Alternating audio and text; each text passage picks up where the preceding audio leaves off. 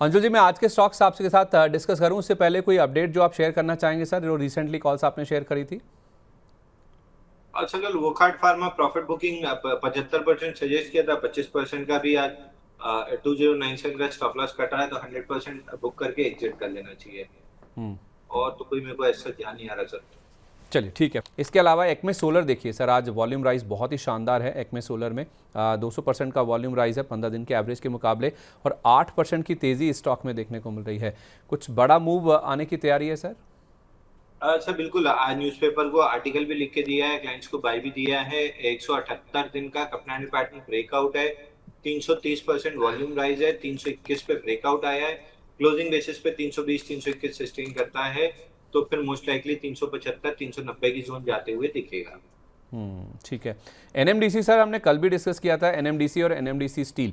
आज दोनों स्टॉक्स में काफ़ी अच्छा मूव है। कल भी एनएमडीसी स्टील काफ़ी अच्छा चला था। एनएमडीसी के तो इनफैक्ट मई महीने के जो बिजनेस अपडेट्स आए हैं उसके बाद स्टॉक में हम देख रहे हैं कि आज काफ़ी अच्छा मूव है। करीब 4% के आसपास की तेज़ी है। बाजार हिचकोले खा रहा है गिरावट और खरीदारी के बीच में, लेकिन ये स्टॉक हम देख रहे हैं कि बिजनेस अपडेट्स के बाद काफ़ी अच्छा मूव करता हुआ दिखा है। 100 रुपये के आसपास आ गया सर। अब क्या रणनीति होनी चाहिए? सर एनएमडीसी तो आपको याद होगा, जब 77 हफ्ते का बेस ब्रेकआउट 74 5 लेवल पे आया था, फिर उसके ऊपर 14 हफ्ते का बेस ऑन बेस ब्रेकआउट आया था 79 पे। दोनों टाइम रिकमेंड किया था कि 99, 120 और 140 जा रहा है। फिलहाल तो 99 आ रहा है, 99 पे रिव्यू करेंगे। ठीक है, ओके। इसके साथ साथ सर एनएचपीसी, आज स्टॉक में हम गिरावट देख रहे हैं। 15 दिन के औसत के मुकाबले 200% का वॉल्यूम राइज है और स्टॉक 5% नीचे है। इसमें क्या करना चाहिए? सर एनएचपीसी वैसे भी बाइंग क्लाइमेक्स वाला स्टॉक है, और लंबे समय से 87 और 72 की रेंज में है, तो मैं मान के चल रहा हूँ कि 72 टूटेगा और 64.2 जो बाइंग क्लाइमेक्स का टारगेट है वो टेस्ट होते हुए दिखेगा। 64.2 या 62.2? 64.2। 64.2। और लेवल जो टूटेगा वो क्या बोला आपने? 71.94। 71.94, मतलब जिनके पास है उनके लिए लास्ट होप 71.94 है। बिल्कुल सर। ठीक है, तो इस लेवल को आप ज़रूर ध्यान में रखिए अगर आपके पास एनएचपीसी में लॉन्ग पोजीशन रखी हुई है तो। इसके अलावा 200% का वॉल्यूम राइज हम देख रहे हैं कि आज 5 स्टार बिजनेस फाइनेंस में भी है, लेकिन स्टॉक में हम देख रहे हैं कि 1.5% के आसपास ही गिरावट है। ये 7 दिन के औसत के मुकाबले में बोल रहा हूँ सर। ये जो एनबीएफसीज हैं सर, ये जो पॉलिसी बैठक है उससे पहले थोड़ा सा नर्वसनेस इनमें ज़रूर देखने को मिल रहा है। इन स्टॉक्स पर सर और ओवरऑल एनबीएफसी स्पेस पर आपका व्यू? अच्छा देखिए, एनबीएफसी एज अ स्पेस थोड़ा सा इस समय दिक्कत भरा दिख रहा है, स्पेशली अगर आप सिनेक्स फाइनेंस देखेंगे तो थोड़ा डाउनसाइड दिख रहा है। तो मतलब एनबीएफसी स्पेस में क्लियर कट वीकली चार्ट पे 2 हफ्ते में 5% इंडेक्स रैली किया, और लास्ट वीक रिजेक्शन था, current week follow through move है। करंट वीक अगर 24,900 के नीचे क्लोज किया तो वापस से 23,262 के टारगेट खुल जाएंगे।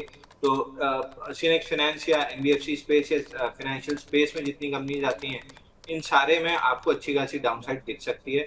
24,720 चल रहा है, 24,900 के नीचे अगर क्लोज करता है वीकली पे, जिसकी प्रोबेबिलिटी काफी हाई है। तो 23 एग्जैक्ट लेवल बता देता हूँ, 23,305 ये लेवल आते हुए दिखेगा, यानी लगभग 1500-1700 पॉइंट की डाउन। ओके, ठीक है। इसके साथ साथ सर आईटी स्टॉक्स तो हैं ही हैं लाइमलाइट में। एक टाटा एलेक्साई भी देखिए। टाटा एलेक्साई में भी हम देख रहे हैं कि 4% का अप मूव है सर, 135% का वॉल्यूम राइज है इसमें। हाल फिलहाल में सर मैं एक रिपोर्ट देख रहा था, इसमें शायद एफआईएस ने भी अपनी हिस्सेदारी बढ़ाई है। ये जो क्वार्टर बीता है अभी, जो लेटेस्ट अपडेट्स हमारे सामने आए हैं, तो टाटा एलेक्साई में भी एफआईएस की ओर से कुछ यहाँ पे हिस्सेदारी बढ़ाई गई है। टाटा एलेक्साई सर इन लेवल्स पर चार्ट्स पे कैसा दिख रहा है? अच्छा देखिए, टाटा एलेक्साई में जब ब्रेकडाउन आया था 46 47 का, तब भी मैं डिस्कस कर रहा था कि लार्ज कैप स्टॉक है।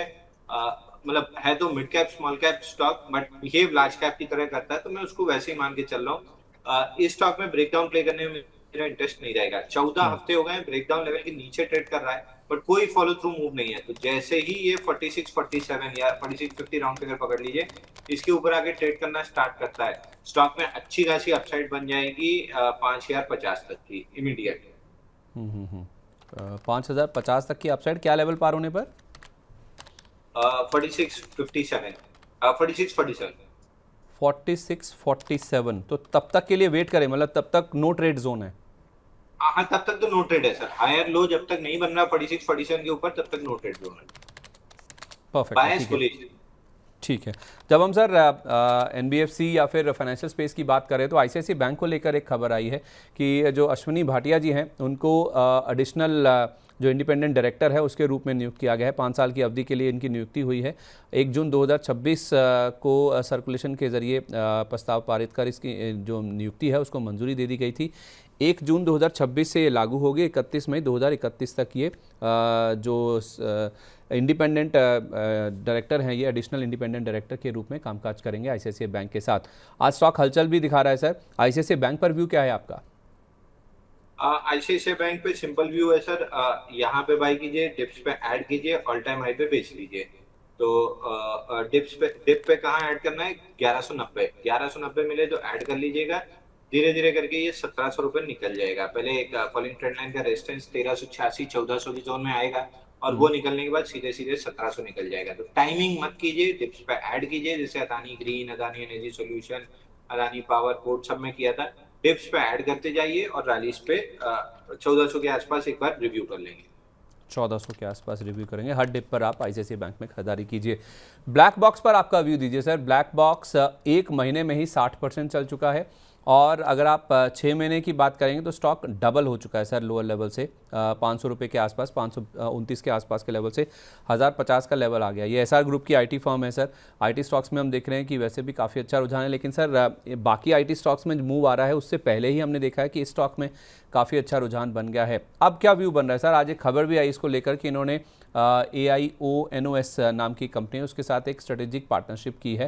इंफ्रास्ट्रक्चर डेवलपमेंट से लेकर जो बिज़नेस आउटकम तक जो कई सारे सेक्टर्स हैं उनको ये जो पार्टनरशिप है वो कवर करती हुई नज़र आएगी। ब्लैक बॉक्स में सर जिस तरह का मूव आ चुका है उसके बाद अब क्या व्यू होना चाहिए? अच्छा देखिए, 46 हफ्ते का बेस ब्रेकआउट आया था, और ब्रेकआउट के बाद 7th अप वीक है, 92.47% की अप मूव आ चुकी है। तो अब तो मैं बिल्कुल बाई नहीं करूंगा। जिनके पास है 968 का क्लोजिंग बेसिस स्टॉप लॉस ले लीजिए और होल्ड कर सकते हैं। 968 का क्लोजिंग बेसिस पर स्टॉप लॉस लगा के इसमें बने रहें। नई खरीदारी करने की राय तो इसमें नहीं होगी। पीएनसी इंफ्रा देखिए सर, इनको एक LOA मिला है लखनऊ डेवलपमेंट अथॉरिटी से 194.40 करोड़ का, जिसमें जीएसटी की रकम शामिल नहीं है। अगले 24 महीने में ये पूरा किया जाएगा। तो पीएनसी इंफ्रा को लेकर व्यू क्या है? अच्छा, पीएनसी इंफ्रा देखिए, एक्सट्रीम शॉर्ट टर्म में बाउंस बैक अच्छा दिया था। लगभग 4 हफ्ते में 48% का नीचे से बाउंस बैक था। उसके बाद से स्लगिश काइंड ऑफ फ्लैग है। अभी 1-2 स्टॉक हमने कोई डिस्कस किए थे जहाँ पे इसी टाइप के बाउंस बैक फेल हुए थे। अब ऊपर से ओवरहेड सप्लाई इतनी ज्यादा बिल्ट है कि आप केवल एक्सट्रीम शॉर्ट टर्म देखेंगे तो 26 हफ्ते में 51% टूटा है, और प्रीवियस स्विंग हाई से देखेंगे तो 22 महीने में 72% का करेक्शन है। इसलिए नीचे से जो 48% का पोल बना है, इसके फ्लैग में मेरा कोई भी इंटरेस्ट नहीं है। बहुत आपका इंटरेस्ट है तो भी 217.10 रुपये ये क्रॉस होने का वेट करना चाहिए। ठीक है, ओके। इसके साथ साथ सर जेपी पावर, ये स्टॉक के आपका व्यू दीजिए। जेपी पावर मैं इसलिए नहीं पूछ रहा हूँ सर क्योंकि ज़्यादातर लोगों का रुझान इसमें रहता है। मैं इसलिए पूछ रहा हूँ आपसे क्योंकि कल का जो मूव था ना सर वो बहुत सरप्राइजिंग था। कल एक बड़ा फॉल इस स्टॉक में हमने बनता हुआ देखा। एक वीक कर देंगे ना तो उसमें दिख जाएगा आपको। तो जैसे ही अदानी ग्रुप का नाम जुड़ा था या फिर अदानी पावर इनमें 24% स्टेक ले रहे हैं, उस समय हमने सर्किट भी लगता हुआ देखा। स्टॉक 22 रुपये का लेवल भी पार कर गया था। कल का जो ड्रॉप था सर, या कल जो गिरावट थी थोड़ी सरप्राइजिंग थी। क्या केवल ये मुनाफा वसूली थी या कुछ बड़ा मूव हो रहा है इसमें तैयार? सर देखिए, इसमें 2 लेवल है। 17.10 रुपये टूटा तो 17.10 रुपये टूटा तो आपको डाउन साइड में जो प्रिसाइज टारगेट मिलेगा 13.95 रुपये का। 24 रुपये टूटा तो फिर 29 रुपये तक का। उस बीच में जब तक है नो ट्रेड जोन। अच्छा, ठीक है। IFCI पर आपका व्यू दीजिए सर। धीरे धीरे करके ही सही, ये स्टॉक देखिए 70 रुपये के आसपास पहुंच गया। अब ट्रिगर NSE के IPO का है और प्ले आउट हो गया वो ऑलमोस्ट, आप कहिए तो। आई थिंक ये आज अपने 52 वीक हाई पर खड़ा है। 3% का अपमूव है सर। 4,97,00,000 शेयरों का वॉल्यूम है। तो क्या मान के चलें सर बड़ा इंस्टीट्यूशनल एक्शन हो रहा है इसमें? सर देखिए, 71 डेज के कपनैटल पैटर्न का ब्रेकआउट है, रिलेटिव स्ट्रेंथ भी है। और बड़े फ्रेम पे देखेंगे तो आपको एक मंथली चार्ट पे मई 2025 की कैंडल है, उसके अंदर पूरा इनसाइड बार प्राइस एक्शन चल रहा है, तो उसकी मदर बार का हाई 7450 पे है जहां तक, और मदर बार का लो है 38.15। मदर बार के हाई 74.5, 74 रुपए 50 पैसा, ये आते हुए दिख रहा है। बड़ी तेजी तभी बनेगी जब मदर बार का हाई क्रॉस होगा। तो मैं अभी ये ब्रेकआउट यहाँ से जो 65-66 पे आया है, यहाँ से 74 तक का जो मूव है, 74-50 तक का, ये प्ले करने में इंटरेस्टेड नहीं हूँ। 74-50 के ऊपर सस्टेन करता है तो फिर मेरा इंटरेस्ट आना स्टार्ट होगा, जब मंथली मदर बार का ब्रेकआउट हो जाएगा। क्योंकि लगभग 1.25 साल हो चुका है मंथली चार्ट पे, अगर आप देखेंगे तो ये लगभग 13वां महीना है इनटू दैट मदर बार, तो और 3-4 महीना रह सकता है। बट 74-50 का ब्रेकआउट डिसाइसिवली देता है तो मेरा इंटरेस्ट आएगा। तो सर जिनके पास रखी हुई है पोजीशन उनको एक स्टॉप लॉस दे दीजिए। सर जिनके पास रखी हुई है, आपको स्टॉप लॉस बनता है 64 रुपए। 64 का सपोर्ट है, 1 रुपए बफर देके 63 रुपए का क्लोजिंग बेसिस स्टॉप लॉस ले लीजिए। ठीक है, तो IFCI में नई खरीदारी तो नहीं जब तक 74-50 नहीं पार हो जाता, लेकिन जिनके पास है वो एक 63 रुपये का स्टॉप लॉस लगा के स्टॉक में चाहें तो बने रह सकते हैं। फिनो पेमेंट्स बैंक को लेकर आपका व्यू क्या है सर? इन्होंने easy.ai के साथ एक स्ट्रेटेजिक साझेदारी की है, पार्टनरशिप के जरिए लेंडिंग इकोसिस्टम तैयार करने की इनकी मंशा है। वैसे भी जो स्मॉल फाइनेंस बैंक में ट्रांजिशन है उसको सपोर्ट करने का भी एक मकसद है, जिस वजह से ये डील की गई है। फिनो पेमेंट्स बैंक सर पिछले हफ्ते भी आई थिंक फोकस में था, कुछ अच्छी खबर आई थी, काफ़ी स्टॉक चला भी था उस समय। आई थिंक इनके कुछ एडिशनल डायरेक्टर या कोई ऐसे कोई अधिकारी थे जिनको अप्रूवल आया था RBI की ओर से। स्टॉक में सर पिछले कुछ दिनों में अच्छा मूव बनने की कोशिश हो रही है, चार्ट्स पे सर मजबूती है? सर लिस्टिंग के बाद से 52 महीने में स्टॉक 81.13% करेक्ट हुआ है, और ऑफ लेट 5 महीने 6 महीने में 67% करेक्ट हुआ है। जबरदस्त ओवरहेड सप्लाई बिल्ट है, बार बार 50 डे मूविंग एवरेज या 10 वीक मूविंग एवरेज रिजेक्ट करके नीचे आता है। तो मेरा बिल्कुल भी इंटरेस्ट नहीं है स्टॉक में, आपका भी नहीं होना चाहिए जब तक कम से कम 1.5-2 साल का IPO बेस ना बना ले। तो मतलब इससे पूरी तरह से दूर रहने की सलाह है? इसमें ट्रेड करने की एक बेस्ट स्ट्रैटेजी है सर, उंगली उठाइए, डिलीट बटन दबाइए और भूल जाइए स्टॉक। कोई नए रिकमेंडेशन सर जो आप बताना चाहेंगे, जो आपने अपने क्लाइंट्स के साथ या फिर दूसरे प्लेटफॉर्म्स पे शेयर किए हों? सर आज मार्केट एकदम ठंडा पड़ा हुआ है, मिड कैप स्मॉल कैप में भी कोई ट्रैक्शन दिख नहीं रहा है, तो प्रोबेबली ये चीज और 2-3 दिन चल सकती है। तो मैं अभी 1-2 दिन बहुत ज्यादा कुछ इनिशिएट नहीं करना चाह रहा हूँ। But WeWork office space, WeWork करके है, ये हमने अभी क्लाइंट्स को बाय रिकमेंड किया है थोड़ी देर पहले 620 रुपए में, उस 624 चल रहा है अभी, 620 में रिकमेंड किया है। ऊपर 5-7-8% की अपसाइड देखने के लिए मिल सकती है। ये एक स्टॉक आप फोकस में रख सकते हैं। ठीक है, कोई टारगेट या स्टॉप लॉस सर? सर वही 5-7% की अप मूव है, जो हमने क्लाइंट्स को रिकमेंड किया वो बता दे रहा हूँ। 620 में रिकमेंड किया है, 601 रुपए 40 पैसे का क्लोजिंग बेसिस स्टॉप लॉस और 651 का टारगेट दिया है। 651 का टारगेट दिया है, तो 620 पे दिया है, तो सर 624 पे भी वी वर्क ऑफिस की आप बात कर रहे हैं तो यहाँ पे भी लिया जा सकता है, कोई प्रॉब्लम नहीं है? ले तो सकते ही है सर, 3-4 रुपए में क्या ही फर्क पड़ जाएगा। ठीक है, तो वी वर्क ऑफिस इसको आप ज़रूर देखिए। वी वर्क ऑफिस 624 रुपये का प्राइस है अभी। स्टॉप लॉस आपका 601 रुपये 40 पैसे का होना चाहिए, और टारगेट इसमें आपको 651 तक के देखने को मिल सकते हैं। तो इस स्टॉक को आप ज़रूर कंसिडर कीजिए। 2% के आसपास की तेज़ी यहाँ पे फ़िलहाल देखने को मिल रही है। एक दो और एक्टिव स्टॉक्स की बातचीत करें जहाँ पे काफ़ी अच्छा वॉल्यूम बिल्टअप हो रहा है या फिर काफ़ी अच्छे मूव्स आ रहे हैं आज के सेशन में, तो उसमें आप देखिए NMDC की बात हमने कर ली। येस बैंक देखिए सर, येस बैंक अटका हुआ है सर, वॉल्यूम बहुत अच्छा है इसमें, 7 करोड़ 42 लाख शेयरों का वॉल्यूम है इसमें, 1% के आसपास का फॉल है, 22 रुपये 76 पैसे का प्राइस है। आप कह रहे थे कि हो सकता है कि ये मूव इसको 24 रुपये तक ले जाए, लेकिन 29 के पार ही इसमें फ्रेश खरीदारी करने हैं। वही व्यू अभी भी इंटैक्ट है सर? सर एग्जैक्टली वही व्यू अभी भी बना हुआ है। मंथली चार्ट एक बार आई वुड सजेस्ट कि आप मंथली चार्ट खोल के, मतलब दर्शकों को सजेस्ट करूंगा एक बार मंथली चार्ट खोल के देखिए।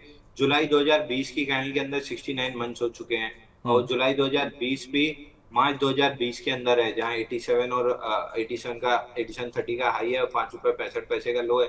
बट वो तो एक्सट्रीम कैंडल हो गई। मैं जुलाई 2020 को कंसिडर कर रहा हूँ, या तो 29 रुपए 28-35 का एग्जैक्ट लेवल है, ये ऊपर में टूटे तो बाइंग करना स्टार्ट करें। मतलब अब 11-10 तो नहीं टूटते हुए दिख रहा है, क्योंकि बैंक लगभग सर्वाइव कर गया है। जब भी टूटेगा 28-35 टूटेगा, जब टूटेगा तो फिर हम 87 तक के लिए एक बार प्ले करेंगे, उसके पहले मेरा कोई इंटरेस्ट नहीं आ रहा। ठीक है, एक आखिरी सवाल सर, मैंने एनएचपीसी तो आपसे डिस्कस किया है, एक और सरकारी कंपनी है एनटीपीसी, इसमें भी 3.5% का फॉल है, वॉल्यूम काफ़ी ज़्यादा देखने को मिल रहे हैं। और एक नाम और है सर, ओरिएंट रिफ्रैक्टरीज, इसमें भी 7.5% की गिरावट देखने को मिली है। इनमें से कोई ऐसा चार्ट जो आपको ज़्यादा अट्रैक्ट कर रहा हो? सर कौन कौन सा, एनएचपीसी और ओरिएंट? एनएचपीसी तो हमने डिस्कस किया है, एक एनटीपीसी है, वॉल्यूम बहुत ज़्यादा है इसमें, और एक ओरिएंट रिफ्रैक्टरीज, इसमें आज 7.5% का फॉल है। ओरिएंट रिफैक्ट्री, ये वाला नहीं मिल रहा सर। एनटीपीसी तो clear, I was very bearish on this. जब से 407 का ब्रेकआउट फेल हुआ था, 361 लिक्विडेशन का पहला टारगेट है, और 361 भी नहीं बल्कि लिक्विडेशन का आपका टारगेट बनता है 352 रुपए। तो 352 रुपए आते हुए दिख रहा है। ओरिएंट रिफ्रैक्टरीज, ये किस नाम से आता है सर, सिंबल होगा कोई? ओरिएंट, मैं बता रहा हूँ सर आपको, ओरिएंट रिफ्रैक्टरीज,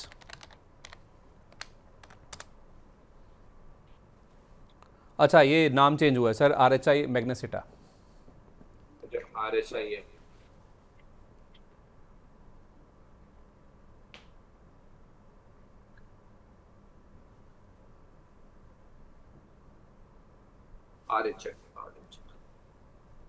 सर ये स्टॉक फिलहाल के लिए तो ब्रेकडाउन बना रहा है, वीकली चार्ट पे निकल जाना चाहिए। 309 रुपए का पहला टारगेट दिख रहा है, और 309 के बाद वीकली ऑर्डर ब्लॉक 247 270 की जोन में वहां तक आते हुए दिख रहा है। कोई भी बाउंस बैक में एग्जिट कर लीजिए। ठीक है, ओके, बहुत शुक्रिया आपका सर, आज अपना कीमती हमारे साथ शेयर करने के लिए कीमती समय। जिन भी स्टॉक्स को लेकर बातचीत हुई है सर, उनमें कोई डिस्क्लेमर? सर जो भी स्टॉक हमने डिस्कस किया, इंडेक्स स्टॉक कोई भी पर्सनल पोर्टफोलियो नहीं है। कंपनी क्लाइंट दर्शकों के पास हो सकते हैं, बट किसी तरह का कोई कॉन्फ्लिक्ट ऑफ इंटरेस्ट नहीं है। दूसरा, वीवर हमने अपने क्लाइंट्स को 620 में रिकमेंड किया, ये बता ही दिया था, 623 हो गया था जब तक आपको बताया, बट कोई कॉन्फ्लिक्ट ऑफ इंटरेस्ट नहीं। चलिए, बहुत शुक्रिया आपका sir, thank you so much and wish you a very good day sir.